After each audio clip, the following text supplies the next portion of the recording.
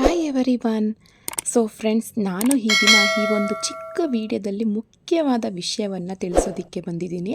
So ನಿಮ್ಮೆಲ್ಲರಿಗೂ ಗೊತ್ತು, ಈ ದಿನ ವಿಜಯದಶಮಿ ಇದೆ. ಸೊ ಈ ಸಂಜೆ ಹೊಸ್ತಿಲು ಪೂಜೆಯನ್ನು ಮಾಡೋದ್ರಿಂದ ಮನೆಗೆ ತುಂಬಾ ಉಪಯೋಗ ಆಗುತ್ತೆ. ಹಾಗಾಗಿ ನಾನು ಈ ವಿಷಯವನ್ನು ತಿಳಿಸೋದಕ್ಕೆ ಬಂದಿದ್ದೀನಿ. ಹೊಸ್ತಿಲು ಪೂಜೆನ ಇವತ್ತು ಸಂಜೆ ಅಷ್ಟೇ ಅಲ್ಲ, ಮಂಗಳವಾರ, ಶುಕ್ರವಾರ ಮತ್ತು ಹುಣ್ಣಿಮೆ, ಅಮಾವಾಸ್ಯೆಗಳಲ್ಲಿ ಈ ರೀತಿ ಹೊಸ್ತಿಲು ಪೂಜೆಯನ್ನು ಮಾಡೋದ್ರಿಂದ ಮನೆಗೆ ತುಂಬಾ ಉಪಯೋಗ ಆಗುತ್ತೆ.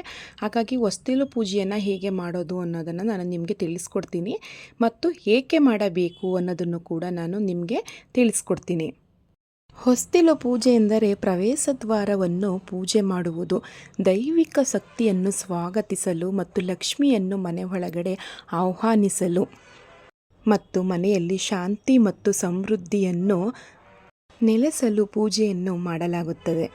ಈ ಪೂಜೆಯನ್ನು ಬೆಳಿಗ್ಗೆ ಬ್ರಾಹ್ಮಿ ಮುಹೂರ್ತದಲ್ಲಿ, ಸಂಜೆ ಗೋಧೂಳಿ ಸಮಯದಲ್ಲಿ ಮಾಡುವಂಥ ಪೂಜೆ.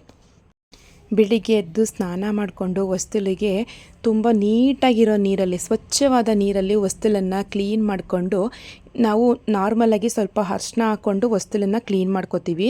ಅದೇ ರೀತಿ ಕ್ಲೀನ್ ಮಾಡಿಕೊಂಡು ನಂತರ ಇನ್ನೊಂದು ರೆಮಿಡಿ ಹೇಳ್ತೀನಿ ನಿಮಗೆ ನಾನು. ಒಂದು 2 ಸ್ಪೂನಷ್ಟು ರೋಸ್ ವಾಟರು, ಸ್ವಲ್ಪ ಚಕ್ಕೆ ಪುಡಿ, ಸ್ವಲ್ಪ ಪ್ಯೂರ್ ಅರಿಶಿನ ಹಾಕ್ಕೊಂಡು ಹೊಸ್ತಿಲನ್ನು ಲೇಪನ ಮಾಡಬೇಕು. ನಂತರ ಅರಿಶಿನ ಕುಂಕುಮವನ್ನೆಲ್ಲ ಸೈಡಿಗೆ ಹಾಕಿ, ಮಧ್ಯದಲ್ಲೂ ಕೂಡ ಹಾಕಿ, ನಂತರ ನಿಮಗೆ ಯಾವ ರೀತಿ ರಂಗೋಲಿ ಬರುತ್ತೆ ಆ ರೀತಿ ರಂಗೋಲಿಯನ್ನು ಹಾಕೋಬೇಕು. ನೀವು ಇಲ್ಲಿ ನೋಡ್ತಾ ಇದ್ದೀರಲ್ವಾ, ಇಲ್ಲಿ ಹಿಂದೂ ಸಂಪ್ರದಾಯದ ಪ್ರಕಾರ ತುಂಬ ಬುಕ್ಕುಗಳಲ್ಲಿ ಹೇಳ್ತಾರೆ, ಹೊಸ್ತಿಲಲ್ಲಿ ಮಧ್ಯದಲ್ಲಿ ಹರಿಹರ ವಾಸ ಮಾಡ್ತಾರೆ. ಇನ್ನು ಹೊಸ್ತಿಲಿನ ಅಕ್ಕಪಕ್ಕದಲ್ಲಿ ಜಯ ವಿಜಯರು ವಾಸ ಮಾಡ್ತಾರೆ, ಹರಿಹರ ವಾಸ ಮಾಡ್ತಾರೆ. ಅದರಲ್ಲಿ ಲಕ್ಷ್ಮಿ ಇದ್ದೇ ಇರ್ತಾಳಲ್ವ. ಸೊ ಹಾಗಾಗಿ ಈಗ ನಾವು ಮನೇಲಿ ಯಾರಾದರೂ ಒಬ್ಬರು ಗೆಸ್ಟ್ ಬಂದರು ಅಂದರೆ ನಮ್ಮ ಮನೆ ಬಾಗಿಲನ್ನ ನೋಡಿ, ಇವ್ರ ಮನೆ ಎಷ್ಟು ಚೆನ್ನಾಗಿದೆ, ಮನೆ ಬಾಗಿಲಲ್ಲೇ ತಿಳ್ಕೊಬಿಡ್ತಾರೆ ಎಷ್ಟು ಚೆಂದ ಇಟ್ಕೊಂಡಿದ್ದಾರೆ ಅಂತ. ಅದೇ ರೀತಿ ದೇವರಿಗೂ ಅಷ್ಟೇ, ನಮ್ಮ ಮನೆ ಸ್ವಚ್ಛವಾಗಿದೆ, ನಮ್ಮ ಮನೆ ದ್ವಾರ ಮುಂದೆ ತುಂಬ ಸ್ವಚ್ಛವಾಗಿ ಅಂದವಾಗಿ ಇದೆ ಅಂದರೆ ದೇವರು ಕೂಡ ನಮ್ಮ ಮನೆ ಒಳಗಡೆ ಖುಷಿಯಿಂದ ಬರ್ತಾರೆ ಅಂತ ಅಲ್ವಾ. ಹಾಗಾಗಿ ನಾವು ಹೊಸ್ತಿಲನ್ನು ಅರಿಶಿನದಿಂದ ಲೇಪನ ಮಾಡಿ, ರಂಗೋಲಿಯನ್ನು ಹಾಕಿ, ಅರಿಶಿನ ಕುಂಕುಮವನ್ನು ಹಚ್ಚಿ ಹೊಸ್ತಿಲಿನ ಮುಂದೆ ರಂಗೋಲಿಯನ್ನು ಇಡಬೇಕು. ನಂತರ ಹೊಸ್ತಿಲಿನ ಮೇಲೆ ಹೂವು ಮತ್ತು ಅಕ್ಷತೆಯನ್ನು ಇಡಬೇಕು. ಈಗ ನೀವು ಒಂದು ಕ್ವಶನ್ ಕೇಳ್ಬೋದು, ಸೊ ನಾವು ಡೈಲಿ ಪೂಜೆ ಮಾಡ್ತೀವಿ, ಹೊಸ್ತಿಲು ಪೂಜೆ ಮಾಡ್ಕೋತೀವಲ್ವಾ ಅಂತ ಹೇಳ್ಬೋದು. ದಿನನಿತ್ಯ ಮಾಡ್ತೀವಿ ಪೂಜೆನ, ಆದರೆ ಹೊಸ್ತಿಲು ಪೂಜೆ ಅಂದರೆ ಇದು ಸ್ವಲ್ಪ ಡಿಫ್ರೆಂಟಾಗಿರುತ್ತೆ. ಸೊ ಹಾಗಾಗಿ ನಾನು ನಿಮಗೆ ಈಗ ತಿಳಿಸ್ಕೊಡ್ತಾ ಇರುವಂಥದ್ದು. ಸೊ ಇವಾಗ ಹೊಸ್ತಿಲನ್ನೆಲ್ಲ ರೆಡಿ ಮಾಡಾಯಿತು. ಈಗ ಹೇಗೆ ಪೂಜೆ ಮಾಡೋದು ಅನ್ನೋದನ್ನು ಕೂಡ ನಾನು ನಿಮಗೆ ತಿಳಿಸ್ಕೊಡ್ತೀನಿ.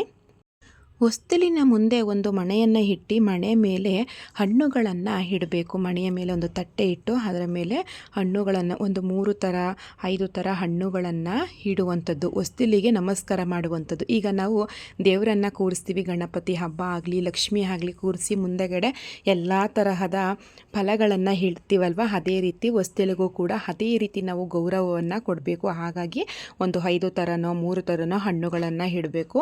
ಅಕ್ಕಪಕ್ಕದಲ್ಲಿ ದೀಪಗಳನ್ನು ಹಚ್ಚಿ ಇಡ್ಬೋದು. ಬೇಕು ಅಂದರೆ ಮಣ್ಣಿನ ದೀಪ ಹಚ್ಚಿ, ಇಲ್ಲ ನಾವು ಚೆನ್ನಾಗಿರೋ ದೀಪನೇ ಹಚ್ತೀವಿ ಅಂದರೆ ಬೆಳ್ಳಿ ದೀಪನಾದರೂ ಇಡ್ಬೋದು, ಇಲ್ಲ ಅಂದರೆ ಕಂಚಿನ ದೀಪನಾದರೂ ಇಟ್ಟು ಪೂಜೆ ಮಾಡ್ಬೋದು. ಸೊ ನಾನು ಮಣ್ಣಿನ ದೀಪನೇ ಇಡ್ತಾ ಇದ್ದೀನಿ. ನೀವು ಇಲ್ಲಿ ನೋಡ್ತಾ ಇರ್ಬೋದು, ಯಾಕಂದರೆ ತುಂಬ ಗಾಳಿ ಬೀಸೋದ್ರಿಂದ ಬೇಗ ನಂದೋಗುತ್ತೆ. ಹಾಗಾಗಿ ಗ್ಲಾಸ್ ಇರುವಂಥದ್ದು ಮಣ್ಣಿನ ದೀಪನೇ ಇಟ್ಕೊಂಡ್ರೆ ಬೆಸ್ಟ್ ಆ್ಯಂಡ್ ಬೆಸ್ಟು. ಸೊ ಇವಾಗ ದೀಪ ಎಲ್ಲ ಹಚ್ಕೊಂಡೆ. ನಂತರ ಈಗ ಪೂಜೆ ಮಾಡ್ಕೊಳ್ಳೋಣ. ಹೊಸ್ತಿಲಿಗೆ ನಿವಾಳಿಸಿ ಕಾಯನ್ನು ಹೊಡೆದು ಪೂಜೆ ಮಾಡುವಂಥದ್ದು. ನಂತರ ದೀಪದಾರತಿ ಅಂದರೆ ಕೆಂಪಿನ ನೀರ ಒಳಗಡೆ ದೀಪವನ್ನು ಇಟ್ಟು, ಅಂದರೆ ದೃಷ್ಟಿಯಾಗಿರುತ್ತಲ್ವ ಹೊಸ್ತಿಲಿಗೆ, ನೀರನ್ನು ಇಟ್ಟು ಪೂಜೆ ಮಾಡುವಂಥದ್ದು. ಯಾವಾಗಲೂ ಅಷ್ಟೇ, ನಾವು ಯಾವುದೇ ದೇವರಿಗೆ ಪೂಜೆ ಮಾಡಬೇಕಾದ್ರೆ ಸೈಡಲ್ಲಿ ಒಂದು ಲೋಟದಲ್ಲೋ ಸಣ್ಣ ಚೊಂಬಲ್ಲೋ ನೀರನ್ನ ಇಡೋದನ್ನು ಮರಿಬೇಡಿ. ಈಗ ನಾನು ಪೂಜೆ ಮಾಡ್ಕೋತಾ ಇದ್ದೀನಿ, ನೀವು ಇಲ್ಲಿ ನೋಡ್ತಾ ಇರ್ಬೋದು. ಇದು ಒಂದು ಲಕ್ಷ್ಮಿಯನ್ನು ಮನೆ ಒಳಗಡೆ ಸ್ವಾಗತಿಸುವ ಒಂದು ಸಂಪ್ರದಾಯ ಅಂತಲೇ ಹೇಳ್ಬೋದು. ನಮಗೆ ಧನ ಧಾನ್ಯ ಕೊರತೆ ಬಾರದಂತೆ ನೋಡಿಕೊಳ್ಳಲು ಇದೊಂದು ಸಹಾಯಕ ಅಂತಲೇ ಹೇಳ್ಬೋದು. ಮತ್ತು ಹೊಸ್ತಿಲನ್ನು ದ್ವಾರದ ದೇವತೆ ಮತ್ತು ದೇವತೆಗಳನ್ನು ಆಹ್ವಾನಿಸಲು, ಹೊಸ್ತಿಲನ್ನು ದ್ವಾರದ ದೇವತೆ ಮತ್ತು ದೇವತೆಗಳನ್ನು ಆಹ್ವಾನಿಸಲು ಇದನ್ನು ಪರಿಗಣಿಸಲಾಗುತ್ತದೆ.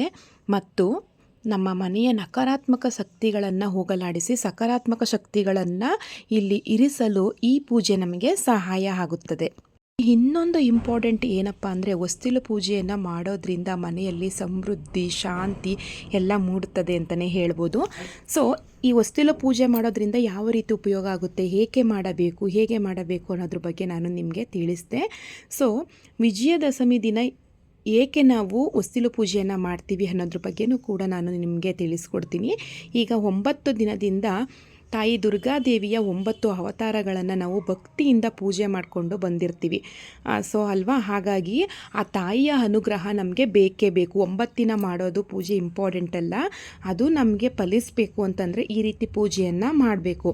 ಹಾಗಾಗಿ ನಾವು ಹೊಸ್ತಿಲು ಪೂಜೆಯನ್ನು ಮಾಡ್ಕೋಬೇಕು. ಇಲ್ಲಿ ನಾವು 5 ತರಹದ ಫಲಗಳನ್ನು ಇಟ್ಟು ಕಾಯಿ ಹೊಡೆದು ಪೂಜೆ ಮಾಡಿ ಅಮ್ಮನವ್ರ ಹತ್ರ ನಾವು ಕೇಳ್ಕೋಬೇಕು. ಇಷ್ಟು ದಿನ ನಿನ್ನ ಪೂಜೆಯನ್ನು ಮಾಡಿದ್ದೀವಿ, ಅಖಂಡ ದೀಪವನ್ನು ಹಚ್ಚಿ ಪೂಜೆ ಮಾಡಿದ್ದೀವಿ, ನಮ್ಮ ಮನೆಗೆ ಒಳ್ಳೆಯದನ್ನು ಮಾಡು, ಯಾವುದೇ ರೀತಿ ನಕಾರಾತ್ಮಕ ಶಕ್ತಿಗಳು ನಮ್ಮ ಮನೆ ಒಳಗಡೆ ಬರದೇ ಇರೋ ರೀತಿ ನೋಡ್ಕಮ್ಮ ಅಂತ ಕೇಳ್ಕೋಬೇಕು.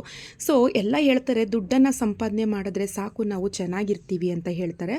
ಸೊ ಅದು ತಪ್ಪು. ತುಂಬ ಜನದ ಹತ್ರ ದುಡ್ಡು ತುಂಬ ಇರುತ್ತೆ, ಬಟ್ ಅವರಲ್ಲಿ ನೆಮ್ಮದಿನೇ ಇರಲ್ಲ. ಸೊ ದುಡ್ಡಿಲ್ಲ ಅಂದರೂ ಮನೇಲಿ ನೆಮ್ಮದಿ ಇರಬೇಕು. ಗಂಜಿ ಕುಡ್ಕೊಂಡಾದ್ರೂ ಪ್ರೀತಿ ವಿಶ್ವಾಸದಿಂದ ಇರ್ತೀವಿ ಮನೇಲಿ ಅಂದರೆ ಎಷ್ಟು ಸುಖವಾಗಿರ್ತೀವಲ್ವ. ಸೊ ಆ ಥರ ಜೀವನವನ್ನು ದೇವಿಯಲ್ಲಿ ಕೇಳ್ಕೋಬೇಕು. ನಮ್ಮ ಕೋರಿಕೆಗಳೇನಿರುತ್ತೆ ಅದನ್ನು ಕೇಳ್ಕೋಬೇಕು. ನಿಜ, ಬೇರೆಯವ್ರಿಗೆ ಮೋಸ ಮಾಡಿ ಸಂಪತ್ತನ್ನು ಗಳಿಸ್ತೀವಿ ಅನ್ನೋದನ್ನು ಮಾತ್ರ ಕೇಳ್ಕೊಳಕ್ಕೆ ಹೋಗಬೇಡಿ.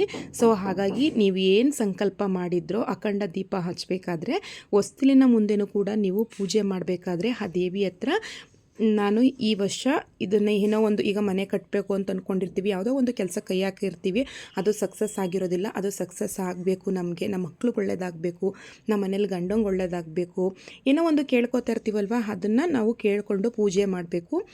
ನಾವು ಈಗ ಲಕ್ಷ್ಮೀ ಹಬ್ಬ ಮಾಡಬೇಕಾದ್ರೆ, ಗಣೇಶನ ಹಬ್ಬ ಮಾಡಬೇಕಾದ್ರೆ ಕೆಂಪಾರತಿಯನ್ನು ಮಾಡ್ತೀವಿ. ಸೊ ಹೊಸ್ತಿಲಿಗೂ ಕೂಡ ನಾವು ಕೆಂಪಾರತಿಯನ್ನು ಮಾಡಬೇಕು. ಯಾರ್ಯಾರ್ದೋ ತುಂಬ ಜನದ ದೃಷ್ಟಿಗಳು ಬಿದ್ದಿರುತ್ತೆ, ಆ ದೃಷ್ಟಿಯೆಲ್ಲ ಹೋಗಲಿ ಅಂತ ಆ ದೇವಿಗೆ ನಾವು ಕೆಂಪಾರತಿಯನ್ನು ಮಾಡಬೇಕು. ಈಗ ಮನುಷ್ಯರಿಗೆ ಆರತಿ ಮಾಡಬೇಕಾದ್ರೆ ಅರಿಶಿಣ ಮತ್ತು ಸುಣ್ಣವನ್ನು ಹಾಕಿ ನೀರಿಗೆ ನಾವು ಕೆಂಪಾರತಿಯನ್ನು ಮಕ್ಕಳಿಗೆ ಮಾಡ್ತೀವಿ. ಆದರೆ ದೇವರಿಗೆ ಅರಿಶಿಣ ಮತ್ತು ಕುಂಕುಮವನ್ನು ಇಟ್ಟು ನೀರಿಗೆ ಅದ್ರ ಮೇಲೆ ದೀಪವನ್ನು ಇಟ್ಟು ನಮಸ್ಕಾರ ಮಾಡುವಂಥದ್ದು, ಅಂದರೆ ಆರತಿಯನ್ನು ಮಾಡುವಂಥದ್ದು.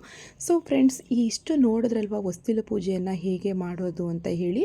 ಈ ರೀತಿ ನೀವು ಹೊಸ್ತಿಲು ಪೂಜೆ ಮಾಡೋದ್ರಿಂದ ನಮ್ಮ ಮನೆಯಲ್ಲಿ ಶಾಂತಿ ಮೂಡುತ್ತೆ, ಸಮೃದ್ಧಿ ಬರುತ್ತೆ ಅಂತ ಹೇಳೋದಕ್ಕೆ ಇಷ್ಟಪಡ್ತೀನಿ. ಈಗ ತುಂಬ ಜನದ ಹತ್ರ ನಾವು ಜ್ಯೋತಿಷ್ಯನ ಕೇಳೋದಕ್ಕೆ ಹೋದಾಗ ಹೇಳ್ತಾರೆ ಕೆಲವರು, ತುಂಬ ಜನ ಹೇಳಲ್ಲ.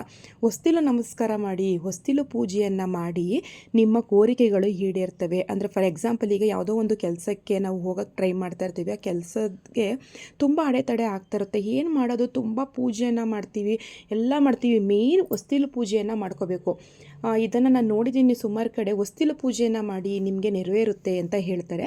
ಸೊ ಹಾಗಾಗಿ ನೀವು ಕೂಡ ಯಾವುದಾದ್ರೂ ಒಂದು ಕೆಲಸ ಕೈ ಹಾಕ್ತಿದ್ರಿ ಅಂತ ಅನಿಸಿದ್ರೆ ಮನೆ ಒಳಗಡೆ ಪೂಜೆ ಮಾಡೋದೆಲ್ಲ ಹೊಸ್ತಿಲು ಪೂಜೆನೂ ಈ ರೀತಿ ಮಾಡಿಕೊಂಡು ಒಳ್ಳೆಯದಾಗಲಿ, ನಮ್ಮ ಮನೆ ಒಳಗಡೆ ಸಕಾರಾತ್ಮಕ ಶಕ್ತಿಯನ್ನು ಕೊಡು, ಒಳ್ಳೇದು ಮಾಡುವಂಥ ಆ ದೇವಿ ಹತ್ರ ಕೇಳಿಕೊಂಡು ಪೂಜೆ ಮಾಡಿದ್ರೆ 100% ಈಡೇರುತ್ತೆ ಅಂತಲೇ ಹೇಳ್ತೀನಿ. ಯಾಕಂದರೆ ಒಮ್ಮೆ ನೀವು ಟ್ರೈ ಮಾಡಿ ನಿಮಗೆ ಗೊತ್ತಾಗುತ್ತೆ. ಆದರೆ ನಿಮ್ಮ ಮನಸ್ಸನ್ನು ಇಲ್ಲೇ ಕ್ಷಿಮಿತದಲ್ಲಿ ಇಟ್ಕೊಂಡು ಪೂಜೆ ಮಾಡಿದ್ರೆ ಎಲ್ಲ ಫಲಗಳು ಸಿಗುತ್ತೆ ಅಂತ ಹೇಳ್ತಾ ನಾನು ಈ ವಿಡಿಯೋವನ್ನು ಎಂಡ್ ಮಾಡ್ತೀನಿ.